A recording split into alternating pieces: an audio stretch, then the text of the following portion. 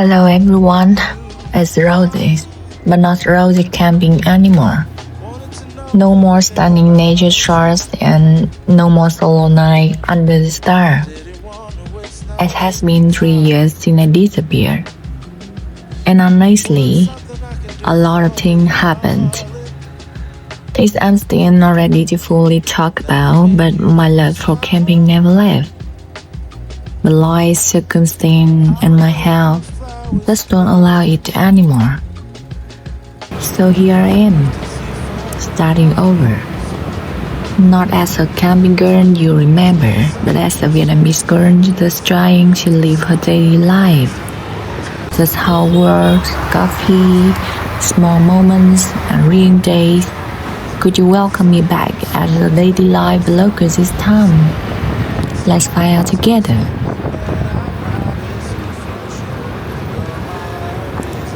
Okay, today I'm taking you to the market with me to make 2 dishes that are super iconic in Hanoi, especially during sales season. We are making dark black pudding and dark stew with short fruit. Yeah, dark black pudding. I know for a lot of you watching from outside Vietnam, this might sound a little scary, maybe even a bit shocking. And I get it. It's definitely an unusual dish. But for Vietnamese people, this is actually a traditional food, one that have been around for generations. It shows up at family gatherings, date anniversaries, special occasions, and honestly, not many people even know how to make it properly anymore. So today, I'm going to show you the whole process.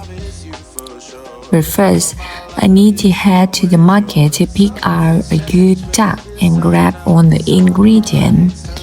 Here we go, that's my favorite go-to duck store. For both dishes, you want a free-range duck, firm meat and not too fatty. Look for the shiny feathers and healthy pink legs. That's how you know it's a good one. Collecting the blood properly is actually the trickiest part. If it's not done right, it won't set properly and it will smelling off soon. Dark shoulders, and now let's grab the red. From the first moment I saw you, I knew I had to make you mine. Wanted to know everything about you.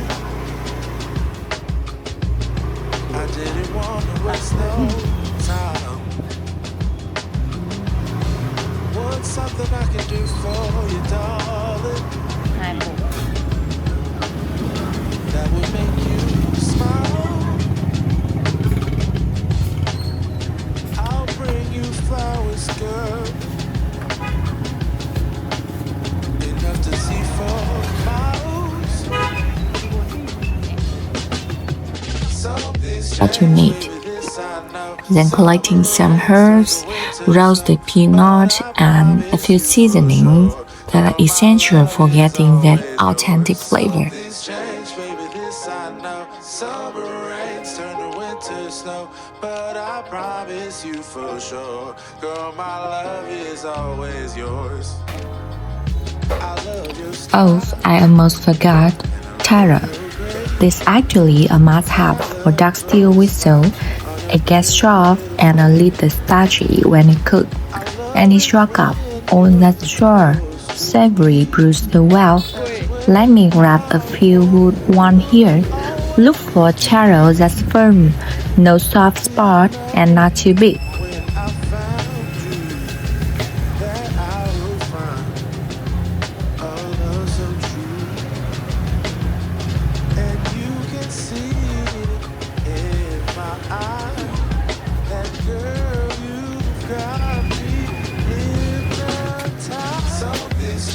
One more stop, young coconut water. A lot of people skip this step, but trust me, it makes a huge difference. Instead of using plain water for the brewed, coconut water adds its natural sweetness and balance out the sourness from the soap perfectly. Okay, I think we've got everything now. Duck, soap, taro, coconut water, herbs, and seasonings. Let's go grab our duck. It should be all clean and ready by now. Right, I think we got everything. Let's head home and get cooking. Stick around for the next part. Just me. There's a lot of coming up.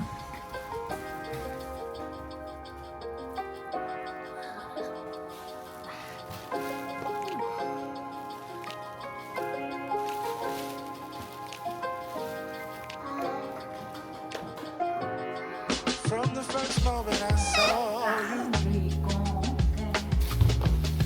I knew I had to make you mine. Alright, we are home. Let's get started. First thing I need to do is pouring the dark blood into a bowl and get it ready to set. This part needs a steady hand. You mix it with a little water and seasoning, then just let it sit. If you rush this step, it won't set properly later.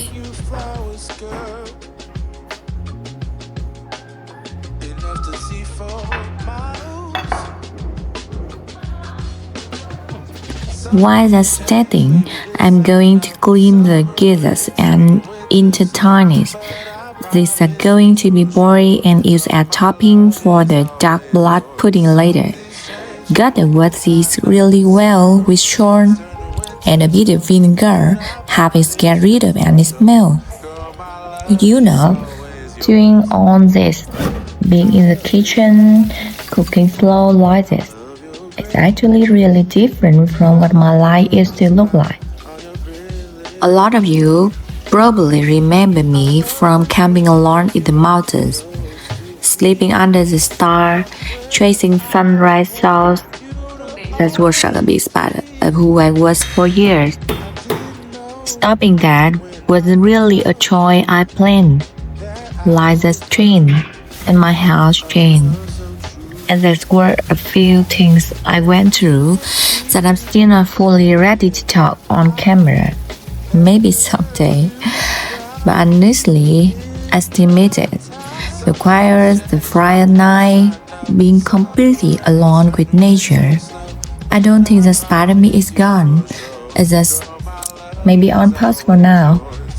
Anyway, enough of that for today. Let's get back to cooking because this duck isn't going to cook itself. This go in first, boil until fully cooked. Then we slide them up for the topping later.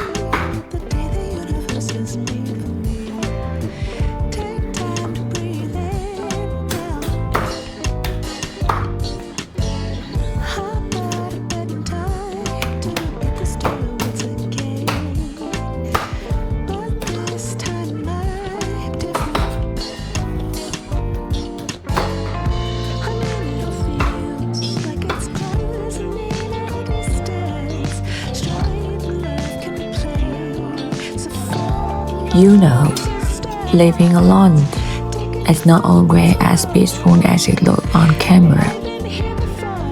Some days are genuinely great.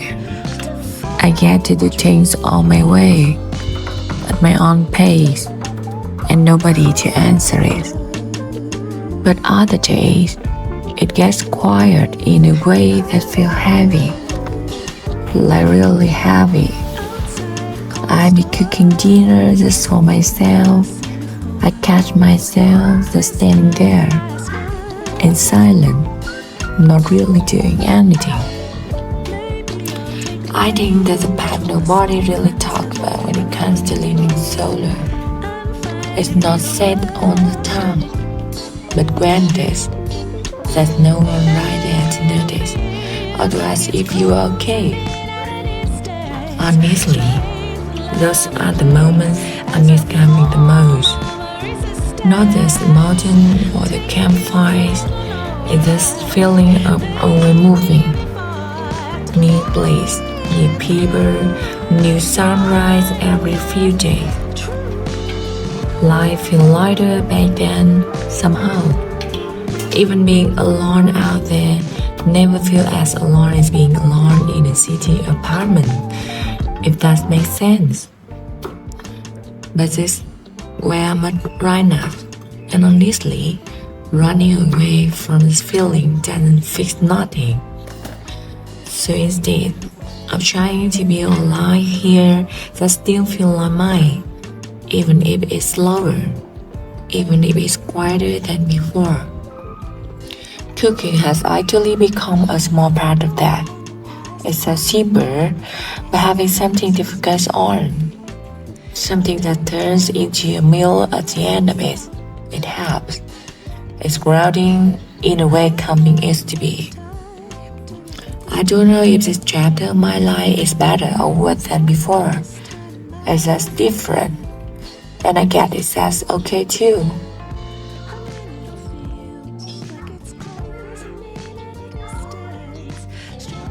Okay, now for the one of the most important parts. Chopping the meat and organs for the topping. So that is a gizzard, already boiled and cooled down for a bit. You want to slide it thin, almost paper thin if you can, so it's easy to eat and blends well with the blood once it's set. Same with the intestine. Cut into small bite-sized pieces. This part takes a little patience, but it's worth it for the texture. Then I'm adding some roasted peanuts for crunch, a bit of chopped herbs, and some fried salads.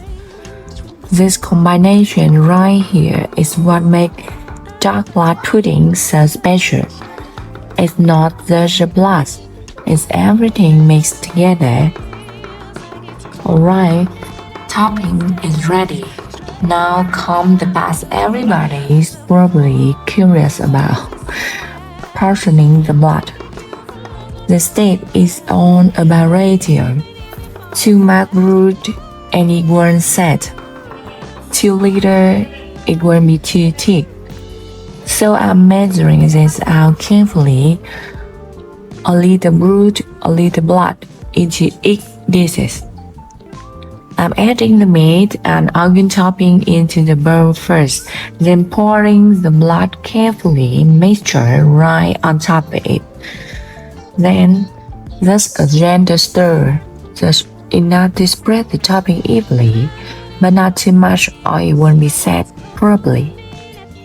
And now, we wait. This is honestly the most nerve-wracking part, because you never really know if it turned out right until it's set. Give it about 20 to 30 minutes, somewhere quiet, no moving it around. Let's check back when it's set. And here it is, dark steel with salt, finally done. Look at that brood, strong, savory, exactly the flavor of Hanoi is so seasoned. There's a bit of fresh herb on top, and honestly, this alone is already worth the whole trip. And of course, the dark blood pudding. Look at that, it's actually set perfectly this time. There we go, a full Hanoi style meal. Dark blood pudding and dark steel with salt, all made from scratch today. Thank you so much for spending this time with me today from the market on this way to this table. If you enjoy this, being part of this new chapter with me. Thank you for being here for it. See you in the next video.